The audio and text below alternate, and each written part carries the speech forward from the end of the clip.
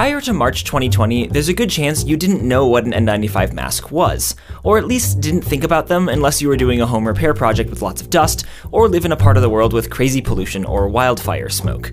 And upon learning about them, you might think, like I did, that an N95 mask is basically a really fine strainer, a mesh of fibers with gaps too small for dust and other airborne particles to get through. A strainer filters out particles larger than its openings, but not particles smaller than its openings. So you'd expect that with a mask, after a certain point, small enough particles will sneak through. But this isn't how N95 masks work.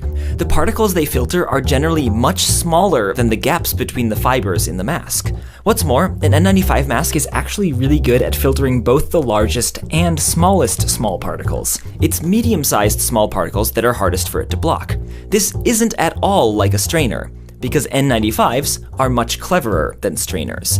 The overarching goal of an N95 mask is instead to get an airborne particle to touch a fiber in the mask. Regardless of how big an airborne particle is, once it touches a fiber, it stays stuck to it and doesn't become airborne again. This isn't anything special about the fibers, but about the size of the particles. At a microscopic scale, everything is sticky, because the weakly attractive force between molecules is more than strong enough to hold very small things in place. So you shouldn't think of N95 masks like a fine window screen that keeps insects of a certain size out.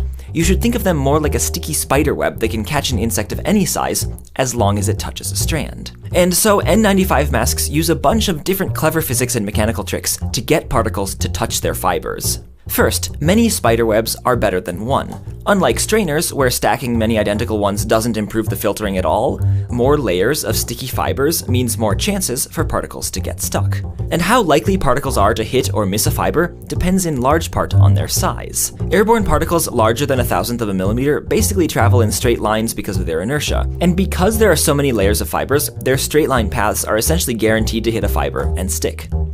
Airborne particles that are really small are so light that collisions with air molecules literally bounce them around, so they move in a random zigzag pattern known as Brownian motion. This zigzagging also makes it super likely that a particle will bump into a fiber and get stuck.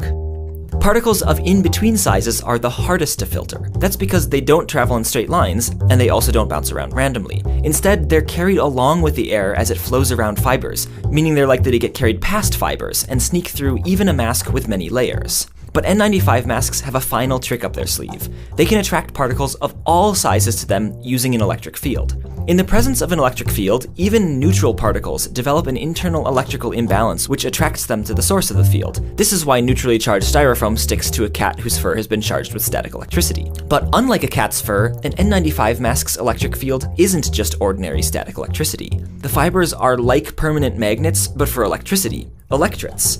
Just like you can permanently magnetize a piece of iron by putting it in a strong enough magnetic field, you can electritize a piece of plastic to give it a permanent electric field. By electritizing the fibers in an N95 mask, they gain a long-lasting ability to attract particles, which means they capture about 10 times as many particles as regular fibers. And this is, after all, the point of an N95 mask, to filter out particles from the air, and they do it cleverly. By taking advantage of the molecular scale stickiness of matter, using many layers of fibers that catch straight-moving large particles as well as zigzagging small particles, and having an electric field that attracts all particles, you get a mask, not a strainer, that's really good at trapping both large and small airborne particles, and does a reasonably good job at filtering out middle-sized airborne particles. Precisely what fraction of those sneaky medium-sized particles get blocked gives you the number of the mask.